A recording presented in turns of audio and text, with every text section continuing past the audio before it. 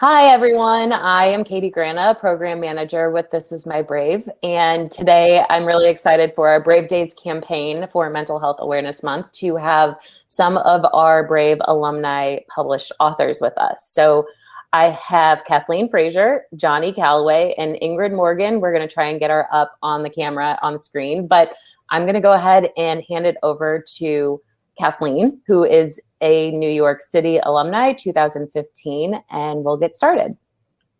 Hey, I'm so happy to be here. Thank you to This Is My Brave and Jennifer, Marshall, and everybody who goes into creating such a vibrant and important community.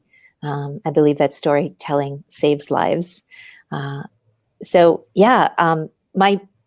book is a memoir, Sleepwalker, The Mysterious Makings and Recovery of a Somnambulist, published in 2015 by Skyhorse Press, and the same year that I participated in the This Is My Brave show. Interesting little thing, I knew that I was a sleepwalker and had night terrors from the age of when I was a teenager because an older sister to a friend gave me a copy of Psychology Today with the first article written for the public about it. And then once the book was published, or rather, I wrote an essay that was published in Psychology Today.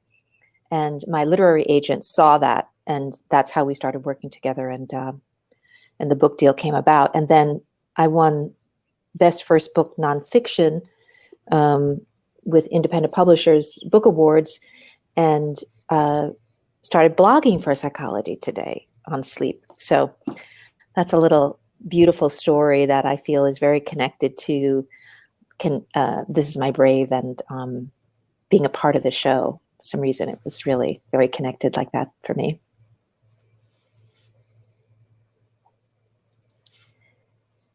Love Katie? that. I love that. Johnnie, do you want to tell us a little bit? Yeah, Johnnie, you want to tell us a little bit about your books?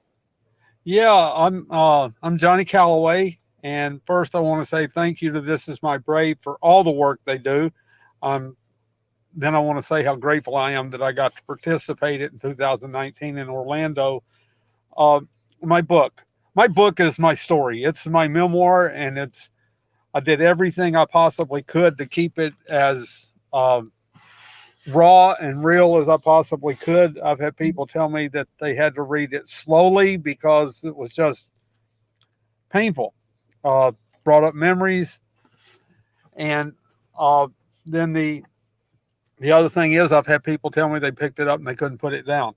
But I got clean and sober. I'm a recovering drug addict and alcoholic. I got clean and sober in 1984. And as people started hearing my story, they were like, man, you got to write that down. And I'm like, I don't know how to write and I had all these excuses for this and that. And finally, I decided to write it down. This is my memoir, Dragons to Butterflies, The Metamorphosis of a Man. This is my latest book, The Final Mile Home, Tales of Self-Discovery. And this was my second book, The Bridge, Where Souls Connect. And it's all about the importance and the power of connecting with other human beings, and which in my journey has been very important. And and other than that, I'm a certified thought coach and thought coach trainer. And I'm very, very grateful and feel honored to be here today. Thank you. Well, we are so happy to have you both here with us. I'm sure that writing has been a big part of your recovery throughout the process of living with mental illness. I would love for you both to talk a little bit about how that has helped you, if it's hurt you, and feel free to converse with each other as well, in terms of how writing benefits your mental health. Yeah. Happy to jump in, Johnnie, if that's okay with you. Go ahead. I just want to say that, I really appreciate your work. And I too am sober a day at a time. It was a big part of my recovery from mental health issues. The book is the story is about sleepwalking and night terrors as symptoms of intergenerational trauma, intergenerational addiction and alcoholism, and my recovery from that after having gotten sober. I still had a few years of really intense sleepwalking and night terrors during which I almost lost my life. So I'm grateful to have been able to speak out about that.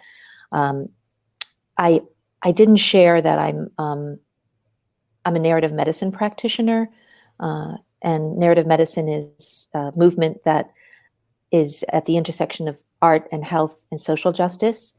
It's also being able to teach healthcare clinicians the fine but lost art of bedside manner. In other words, learning how to close listen through learning how to close read, whether it's a text or a piece of art, and reflective writing together as a group. So very much a part of my health and recovery. And I am also an actress, and I started writing as a member of the Actors Studio about 6 years into my recovery from the sleepwalking and night terrors. I was coming off of a Western medicine, and in order to try to conceive our daughter, and was willing to go to any lengths. And one of those lengths was my mentor at the Actors Studio, the actress Ellen Burstyn, pressing me to write. I was like, I can't write. I'm not a writer. It's part of my trauma, actually, the spelling bees in school and all of that. No. And she was like, start from what you know. So I started from sense memory work, which is part of the method that we use at the Actors Studio. And people were like, wow, you're a writer. And that process is something that I have coached people on, whether they're actors or not. It's a wonderful way to sort of really dip into the experience of a memory from whatever age. And then, it's just been so healing for me. At the beginning, when I was writing, I was nervous to share it, but I shared it sort of as monologues at the Actors Studio, and there were agents who were immediately interested, but I was like, no to that. I needed to take it really, really slowly. So it was some years before I was ready to put it out. In 2010, tragically, a New York art designer who was a young man in his early 30s died during the throes of a sleepwalking night terror accident. And I was like, you know what? I can't not do this anymore. I have to put my story out, because I was fully recovered. And that was the same year that I was blessed by being a Norman Mailer Fellow. And that was a turning point for me as far as becoming really a professional writer. And then I told the story about the essay in Psychology Today. So that was sort of how things moved as far as publication goes. And the book was published in 2015, just right before the show in New York, the This Is My Brave show. So that was amazing. And now writing is such an integral part of my mental health. I recently got my master's in narrative medicine at Columbia University, and I do the narrative medicine work in a variety of settings, including working with residents and fellows, young doctors, and I won a fellowship this year that is anti-racism narrative medicine feasibility study that will be implemented in the department that I work at Columbia University Medical Center. So that's kind of how it's moving for me, the writing. But I just find that it's super important to share in that way and to support other people in sharing. And writing doesn't have to be the sort of like a colonizing written word. I'm Irish American, and it can be verbal, it can be dance, it can be many forms. So That's amazing. I didn't even realize that all of those things like exist with what you do as a profession. And how healing and helpful that must be, not only for your patients and the doctors and nurses and everyone you're working with, but for yourself as well, to be able to give back in that capacity. Do you think that your journey in advocacy began when I never realized that people could die from sleep terrors. It makes sense. I've just never like looked into that and sleepwalking and things like that. Do you think your advocacy started when you heard about your fellow New Yorker that had passed that way, or were you already on your way into like being mental health advocate? I think my mental health advocacy started when I was 25 and I was getting sober. Okay. And so it was a kind of unwinding of the trauma that was underneath, reaching for the substances in that way. That certainly it's something that's a becoming. So I think your point is well taken, Katie, in that it's not something that happens. Then that's what you are. We become a noun by verbing. You know what I mean? So the just always looking for the next thing toward health. And for me, because of my acclimation of in getting sober, it's always included community. And I think that This Is My Brave was another big stepping forward for me in, there's not, in my opinion, there's not mental illness and mental health. It's a continuum. And we're all somewhere on that continuum daily. So I think that's expression, creativity is not something that I choose necessarily, although it is also, but it's something that I feel I've had to do in order to survive. We were talking before the recording began about being empaths, and I think that expressing creatively and supporting each other creatively is paramount to mental health, inextricably linked. I do consider myself a sleep activist, advocating for healthy sleep as a basic human right. So you're right there, Katie. I saw that in your email signature, and I was like, that is, just mind blown, but so amazing, so cool. And we know that in the mental health world, obviously sleep is incredibly important for us, and having advocates for even just that is incredible. So that's amazing. And I like the continuum aspect, and how life just tends to build on each other, one event after the other. And you're in the path of mental health advocacy, and it just seems to be flowing that way for you, which is cool. Mm-hmm. So thank you for sharing all of that. Johnnie, what about you? What has like writing done for you and for your mental health and your journey with This Is My Brave? And any feedback you have for Kathleen or questions? Both of you do incredible things, so go for it. Well, I think what Kathleen does is amazing, and I love anybody that's willing to put themselves out there. It's, we all have the stigmas, and I know for me the biggest concern for me was, what are people going to think when I write this stuff? And I didn't care so much about what they thought about my story as I did about what they were going to think about me writing my story. I come from a background of, I grew up in a small town in Kentucky. My family had a horrible reputation, and I felt obligated to live up to it. And I did. And so, for me, being a male from Kentucky that grew up being sexually abused and in a very, very violent home, people are like, man, I can't believe you're a man talking about this stuff. And I feel like I have to talk about this stuff because there's too many men that won't talk about this stuff. And the writing for me is like, it's been amazing. I started writing really dark poetry when I was about 14 years old about all the stuff that was going on in my world. And again, I was a male in Kentucky. Men in Kentucky don't write poetry. You don't talk about feelings. Men, I don't know if Kentucky has anything to do with it. Men don't talk about feelings, typically, and especially don't talk about being sexually abused. So my outlet was to write these poems, but I wrote them and then I hid them because I didn't want anybody to know I was feeling what I was feeling. And I became an incredibly good actor as a result of that.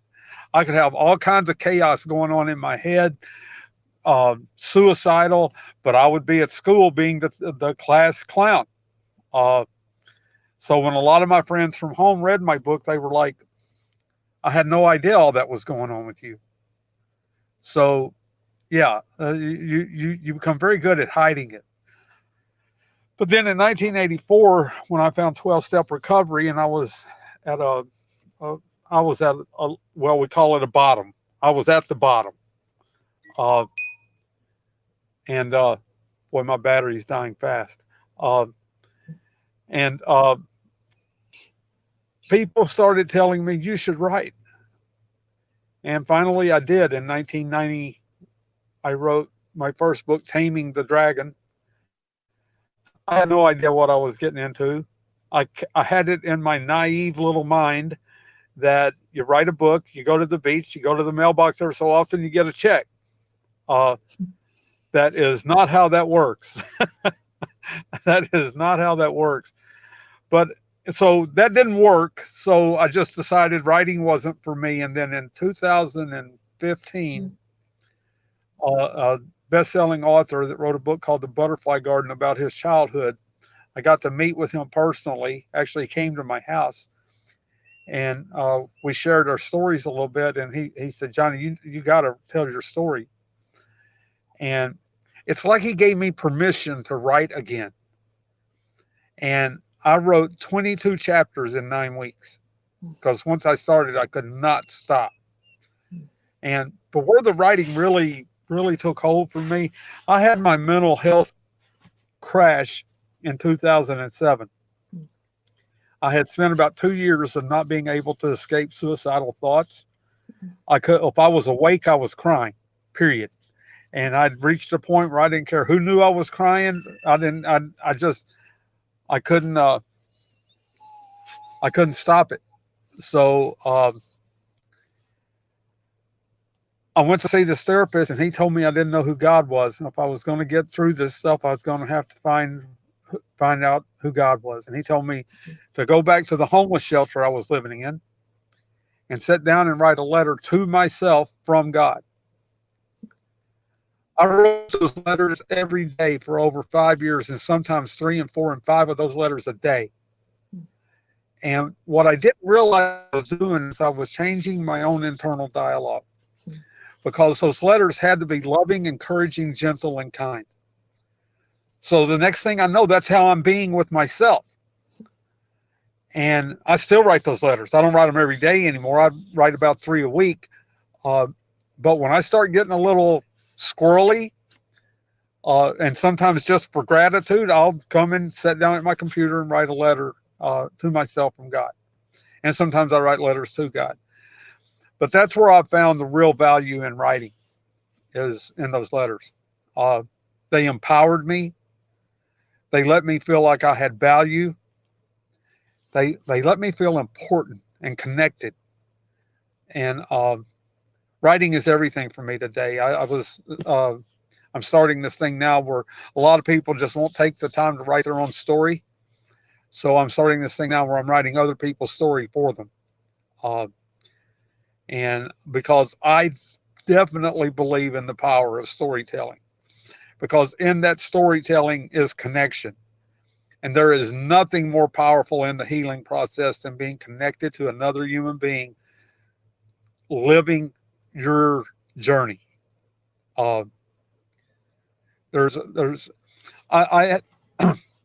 did a podcast with Dr. Eric Gentry a while back. It was my podcast. He was my guest, and we were talking about trauma because that's his specialty. And he said a couple things that just really hit for me, and they still hit for me every time I even think about talking about them. He said, when a person is traumatized, especially a child, they're robbed of hope. and the world becomes an unsafe place to live. And from that point forward, they approach everything from a fear base, and it's either fight or flight. And they're even afraid to hope, because hope for them has many times ended up in extreme disappointment. So the first thing you have to do is offer a little hope. That's what I got from Connection in the 12-step rooms. I got hope from these people that were telling me they had been in the same ditch I was in and they got out. And from that hope, I started to build a little trust. And you put hope and trust together, and it's just power. It's just pure power. And so, yeah, the writing is vital to me. I write blogs today. I'm constantly working on books, and I write blogs today for Thrive Global about mental health issues, about domestic violence, about living with PTSD, bipolar, drug addiction, alcoholism. And I write a lot about the power of thought, how it's very important to change the way we think if we think we're going to change the way we live. Absolutely. So, I agree with you, Johnny. And I do want to just, well, I'm going to bring Ingrid up in just a second. She's here. And I do want to say to both of your points, we have additional workshops going on for Brave Days. Yesterday we did a poetry workshop with Jovan Mays out of Aurora, Colorado. Great workshop. You can even rewatch it and get the homework assignment that he assigned. And we're working on an assignment for this next Tuesday. It's really cool. So Danielle, I see you in the chat also commenting about wanting to write more. Jovan's workshop is a great place to start. And we also have an event tomorrow evening with young adult author Allison Gerber, and she's going to be giving some writing prompts as well for tween aged writers, but it'll be prompts for any age. But she's going to be speaking to like the development of younger writers and how to creatively express yourself. So you're just hitting on points that like this is so important. It's so important in the mental health world, in advocating for yourself and expressing yourself and finding another mode of perspective, really, because you don't always know what's all there until you write it out. So I just wanted to plug those because they all go together, and we have more author chats coming up. But I want to see if I can get Ingrid up here because she has an awesome story to tell as well. So Ingrid, I'm inviting you up now. Everyone bear with us. I'm going to have to grab my power cord. Okay.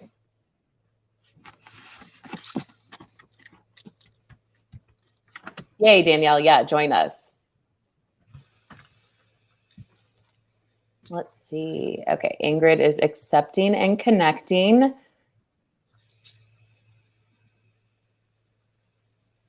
So Ingrid was one of our storytellers in the Stories from the Black Community Volume 2 show at the beginning of this year. And she has a book called 1974, A Survivor's Story. So as soon as she gets up here, we'll have her talk about that.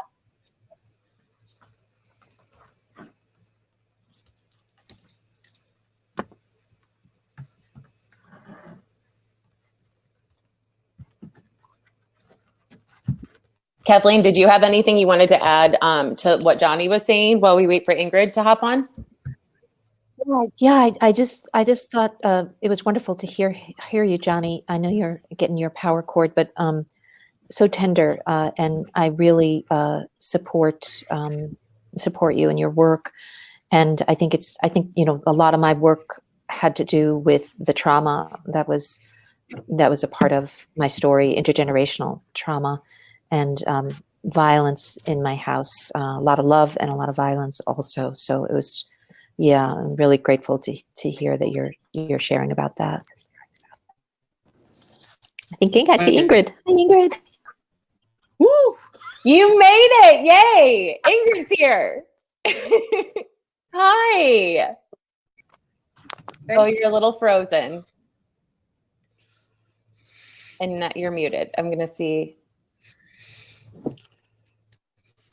You're muted, Ingrid. Can you unmute? Make this stuff up. What is going on? This is Brave. Everyone bear with us. Technical issues. It's fine. It's okay. All right. All right. I can hear you, Ingrid. Do you want to tell us about your book? And I'll post about your stuff in the chat too. Can you see me? Yes. Oh, thanks for having me. Whew. I'm so glad you're here. I'm so glad I'm here. I thought I was It's all just you, like, girl. "Ooh." It's all you. Yeah, let's talk about that book. My book is 1974 Survival Story. I'm a domestic violence survivor. The reason why, and my book came out April 1st, 2020, in the midst of COVID, quarantine pandemic. The reason why I wrote this book, for many, many reasons. I have a bipolar disorder, and I'm a advocate for NAMI, which stands for National Alliance for Mental Illness. And I'm also I have to wear my signature shirt. But the reason why I wrote this book is because I see many things happening in the world with domestic violence, and it's not being talked about. The reason why I feel that after 20 years, in 1974, after more than 20 years actually, I think it's time for people to speak out and stand up and talk about what you're going through. Don't suffer in silence. And along with domestic violence comes many other disorders from A to Z: post-traumatic stress disorder, anxiety, you name it. Yeah, we can be till tomorrow.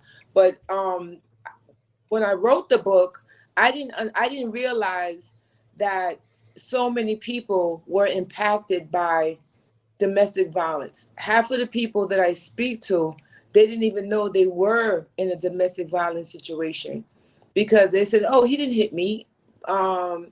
He just talks down to me, and he's cursing at me." Well, that's domestic violence.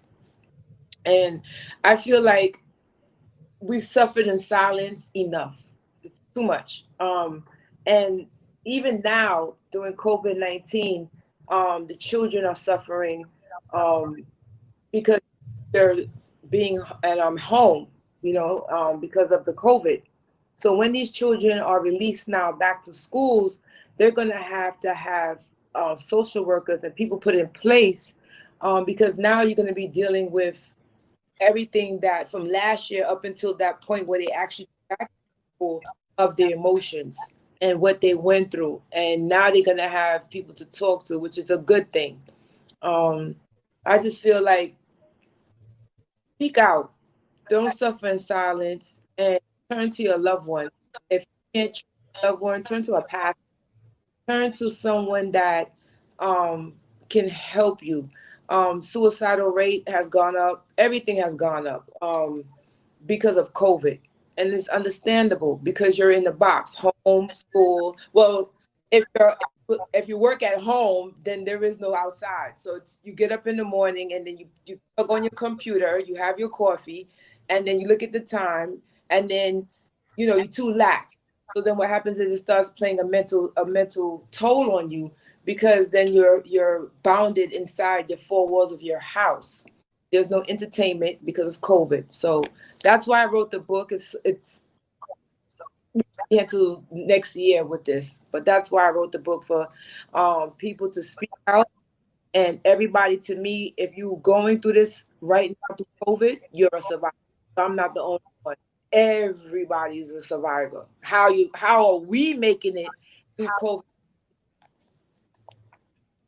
I love that, Ingrid. And I love in your This Is My Brave performance piece that you mentioned so many times, you're like, I did it in this terrible time. This is such a difficult time. Like, you published a book, you did all of these things, and like owning your story. And it's so powerful. So I'm so happy you're able to be here. Kathleen, do you have any comments for Ingrid? Oh, you're muted, Kathleen. Sorry. Only me. Let's see. I thought There you go. I think. Oh, muted again. I don't know what's happening. I'm unmuted now, I think. Yeah, you are. Okay. Okay. Ingrid, we've not met, but I heard your performance. I listened to it before today's event, and I'm just so enamored of your courage and your speaking out. And I think it's super important. Everything you said just now, yes. I've been thinking a lot about it. I've been thinking a lot about the domestic violence rising during COVID, and how like I'll hear that phrase, but I don't really hear much more. You know what I mean? So what's being done there? I feel like domestic violence, intimate partner violence, violence against children, is really low on the list of actionables, of attention, and it just seems to continually be swept under the rug. And I think that the trauma that we experience in those situations really end up in the people who have been traumatized, sort of being labeled as having mental health issues, where really it's like, what are we doing about the actual cause of that? How are we stopping that sort of often intergenerational system of violence? And I'm very grateful that you are speaking out about it, and your piece is just beautiful. And this is my Brave. I love the poetry. I love that you keep coming back to repeated phrasing, and it just struck me. And I thank you for you being you, and for speaking out, and for joining the community in this way. Thank you. So what it is, I have 140 wins underneath my belt. I don't get paid for it. I want to cap it, but I can't turn anybody down. So what it is, Kathleen, when somebody recommends me or somebody calls me and says, person, and I say, sure, and how can I help you? And then they let it all out. Whoa. Whoa. So, but it's strictly confidential. Even my husband doesn't know who I talk to or why I talk to, because Kathleen, I don't know if you understand, I stand in between somebody that literally could get killed. I take it very serious, because I don't do social media, and I don't call my queen. I call them my queens. Nobody knows who they are but me. I can tell you right now, I have a judge under my belt, and she's emotionally and physically being abused by her husband, who's also a judge for Broward County. But God, and you mentioned how I do it. I tell you my secret. I believe in God. I pray 5 hours a day, and I don't do anything without the faith. So to say that, praise God, so far so good. I have been maintaining financially, buying toiletries, whatever I think they need, not want, because they got me a couple of times. But now I realize you don't really need that. You want that. Food is what you need. Gas, maybe to get to work, that's what you need. Your child needs a shirt, panties, that's what you need, so you don't need to go to the movies. You can watch Netflix. So I try to tell, how can I help you? And then I curb it. And I even teach them how to, just basic life skills, just to step from the living room to outside. That's a big deal. A lot of queens, I have kings too, but I don't have that many. So that's why I'm gonna say queens. A lot of my queens don't like to do their hair, self-care. They gave up on it. They don't want to dress, they don't want to do a manicure, they don't want to do anything. They just want to get up, take care of the children, and go to sleep. And that's the routine, Monday through Sunday. So if you've ever been traumatized, if you've ever dealt with mental health, you get up and get out. You're doing well. You're doing excellent. I love that. Ingrid, you're Yeah. you're so impactful and powerful, and I know the three of you have very different stories, but that's kind of why I have it set up like this, because I think that it's still to show that we all can still relate to each other in our own journeys, and that your work is incredible. Your work with This Is My Brave, we love your stories that you've shared with us. So I think it's important for our audience and whoever comes across these author chats to know that we have such incredibly talented not only performers but authors among our community, and doers and fighters as well, which is what makes it so amazing. Kathleen, you're out there helping in ways that, again, I didn't even know actually existed, but I would love, now I want to know more. And Ingrid, you're fighting the battle for these, mostly women, but some men that need the support that they have. And Johnnie, you're speaking for men that are often afraid to use their voices. And it's so cool that you all do what you do. And so I so appreciate you guys being here today. Does anyone have any last comments that you want to add in? I just don't want to keep us too much longer, but I've thoroughly enjoyed this. So thank you. But does anyone else have anything else to say? I have a quote. Morgan thought, "Go out in nature and let the birds sing you a love song from God." Go get my book. I was coming with that. They might not know, but when I did the show, I love it. And I have linked it in the chat. Don't you worry. And my dream is to have someone do a documentary or a play. So Miss Kathleen, maybe we can collab. I love the collab. And to collab with you would be dreamy.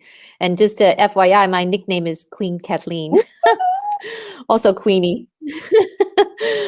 Yeah. I This is my Brave. Bring it. I love it. Yeah. I love It's it. good stuff. Good stuff. I'm so grateful to be here today. When you're going through, I think, all you can do is smile. Yeah. You Mm. made it. Yeah, thank you. Kathleen, Johnnie, anything else you wanted to say? I just want to say thank you again. And I'm interested, yes, we have very different experiences, but I'm hearing that trauma is a sort of a connective tissue to all of our stories. And I think that storytelling busts isolation. And we've each expressed that in our own way, how important that is for ourselves, and not just for ourselves, but in order to keep it, we have to give it away, I love and that. each of our connections with whatever is a higher power to us, in the sense of being interconnected to a power greater than ourselves, and I'm so grateful for this community. I was getting my master's over the past many years while I was working full time, and it just really kept me from being involved. When I saw this notice, I'm on vacation this week, and I was like, yes, I just jumped on it. So I'm so grateful to be reconnected in this way with you all. So great having you. Thank you so much. Thank you so much. And we will, continue to be in touch, obviously. Johnnie, see you waving. You're muted though.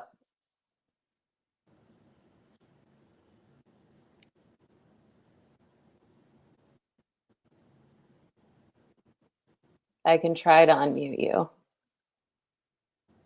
Oh, think we lost him.